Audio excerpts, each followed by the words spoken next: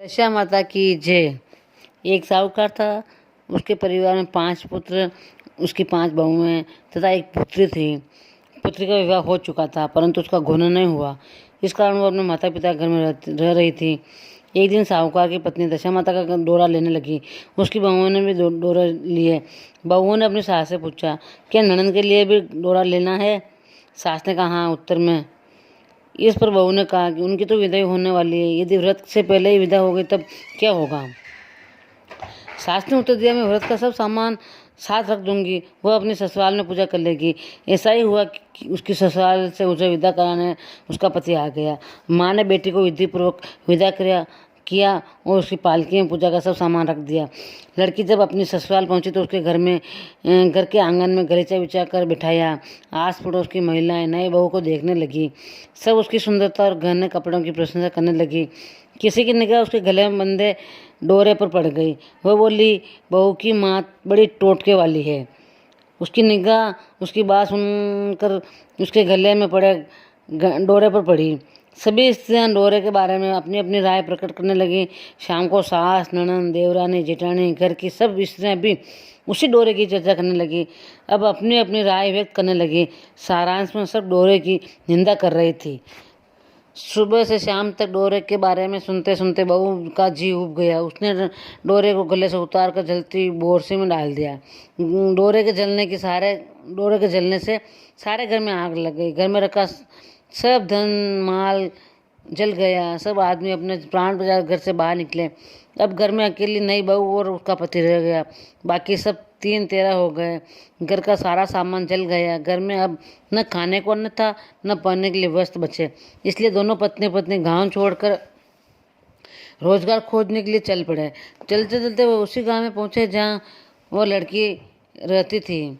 लड़की ने अपने पति से कहा, तुम यहाँ भाड़ झोंको और मैं और कोई काम ढूंढती हूँ। पत्नी का कहना मानकर वह भाड़ झोंकने लगा और वह स्वयं एक कुएं की जगह पर बैठ गई। उस कुएं पर सारे गांव की स्त्रियां पानी भरने आया करती थी। उस लड़की की भावजे कुएं पर पानी भरने आई, परंतु उन्होंने अपनी ननद को नहीं पहचाना। वे उसे बोली, तुम तो किसी भले घर की लड़की मालूम होती हो, कुछ काम करना चाहती हो तो बोलो। लड़की बोली, काम तो करूंगी परंतु कोई नीच काम नहीं करूंगी। बड़ी भावज बोली, हमारी ननद ससुराल चली गई है, तुम हमारे बच्चों की देखभाल करती रहना और हमारे घर से सीधा लेकर भोजन बना लेना। लड़की इस काम के लिए राजी हो गई। लड़की की भावज अपने घर गई और सास से बोली, कुएं की जगह पर एक अनाथ लड़की बैठी है, वह हमारे घर रहने और बच्चों की देखभाल करने को राजी हो गई है, तुम कहो तो उससे रख लें। सास ने कहा, खुशी से रखो, परंतु आपस में लड़ना झगड़ना मत। सब वह राजी हो गई और वह वापस कुएं पर आई और उसे घर ले आई। वह अपने भतीजे और भतीजों की देखभाल करने लगी और अपने जीवन निर्वाह करने लगी। एक दिन दशा माता का डोरा लेने का अवसर आया। सास के कहने पर सब बहुओं ने डोरे ले लिए। बहुओं ने सास से पूछा, क्या इस लड़की के लिए भी डोरा लेना है?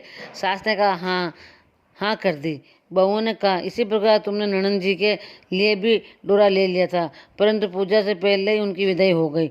अब इस दुखिया लड़की को डोरा दिलाती हो, यदि पूजा से पहले चली गई तो क्या होगा? सास बोली, तुम्हारी ननद ने अपने घर जाकर पूजा की होगी। ये दुखिया लड़की पूजा होने तक इसी घर में रहेगी तो आप अपने पूजा में शामिल हो जाएगी, और यदि कहीं चली गई तो वहाँ पर भी पूजा कर लेगी। सर्वसम्मति से लड़की ने भी दशा माता का डोरा ले लिया। 9 दिन तक वह अपने दशा माता की कहानी व्रत पूजन में शामिल रही। 10वें दिन लड़की की माता व बहुओं ने सिर से स्नान किया और घर में चौका लगाया तथा पूजन की तैयारी करने लगी। लड़की बहुओं से बोली, यदि कोई पुराना कपड़ा मिल जाए तो मैं भी स्नान कर लूँ। बहुओं ने अपनी सास से पूछकर अपने ननद की साड़ी उस लड़की को दे दी। पुरानी साड़ी लेकर वो स्नान करने गई। उसने सिर से स्नान करके साड़ी पहनी और घर आ गई। घर पर पूजा आरंभ हो गई थी। वह जैसे ही पूजा के पास आकर बैठी तो हमारी ननद की उनहार है। इस पर सास ने नाराज और कहा, तुम्हारे मन में तो जो आता है वो बकती रहती हो, पूजा के समय भी चुपचाप नहीं बैठती हो। चुप रहो, मुझे कथा कर लेने दो। तुम्हारी बातों से कथा में विघ्न पड़ता है। बहुएं चुप हो गई। घर की सब स्त्रियों ने पारना किया, दुखिनी ने भी पारना किया। इसके बाद स्त्रियाँ एक दूसरे का सिर घोंटने लगी। एक ने दुखिनी का सिर घूंटना शुरू किया। वह बोली कि जैसी घूंट इसके सिर में है वैसी घूंट हमारी ननद के सिर में भी थी।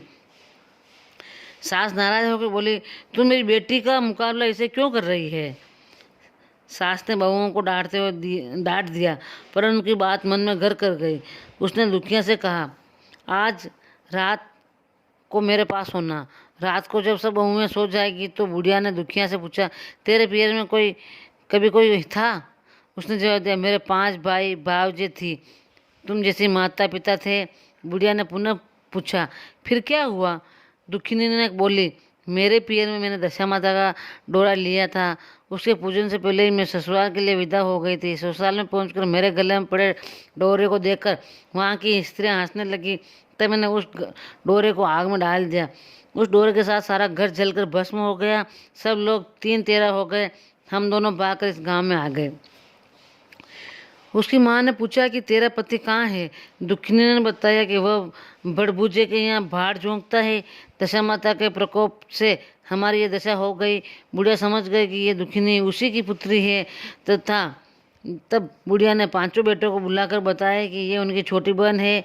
सवेरा होते ही माता के कहने पर 5 भाई बड़बूजे के यहाँ से अपने बहनों को लेकर आए। उन्होंने उसको स्नान कराया, उत्तम वस्त्र पहनाए, कपड़े पहनाकर वह सुंदर साहूकार दिखाई देने लगा। वह कुछ दिन ससुराल रहकर अपने घर गया। घर पहुंचकर उसने देखा कि सब लोग पहले की तरह सुखपूर्वक रह रहे हैं। उसके बाद वह अपनी ससुराल आया और अपनी पत्नी को विदा कर ले गया। वह अपनी दशा पर विचार करती हुई जा रही थी कि मार्ग में एक नदी पड़ी। उस नदी में स्नान करके अप्सराएं दशा माता का डोरा ले रही थी। उसके पास एक डोरा बच गया था। वे अप्सराएं बोली, यदि इस डोरे में कोई उच्च वर्ग की स्त्री है तो उसे यह डोरा दे दो।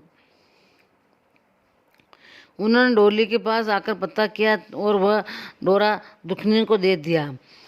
जब दुखिनी ने अपनी ससुराल पहुंची तो उसकी सास छाछ सजाए ननद कलश लिए और देवरानी जेठानी एवं अन्य मांगलिक वस्तुएं लिए उसका स्वागत करने के लिए खड़ी थी। नेक दस्तूर हो जाने के बाद दुखनी को आसन पर बिठाया। आसन पर बैठने के बाद दुखनी बोली, आप लोगों ने पहली बार दशा माता के डोरे के लिए अपशब्द कहे थे, जिसका फल यह हुआ कि घर के सब बिछुड़ गए तथा घर का धन धान्य जलकर स्वाहा हो गया। बड़ी मुसीबतें उठाने के बाद अब ठिकाने से लगे हैं। आप में से कोई भी अब मेरे दशा माता के डोरे की निंदा करने की भूल ना करे। जब मेरा व्रत हो तब सब सदाभक्त पूजा करें। सबने खुशी खुशी उसकी बात मान ली। 9 दिन तक व्रत चलता रहा। 10वें दिन विधि पूर्वक डोरे की पूजा की गई। सास सुहागनों को न्योता दिया गया। उसका श्रृंगार करके आंचल भरा गया। इस प्रकार दशा माता का पूजन समाप्त हुआ। जिस प्रकार दशा माता ने दुखिनी के दिन फेरे, वैसे ही हम सब दया करना। हे दशा माता, सबका भला करना। जय हो दशा माता की जय।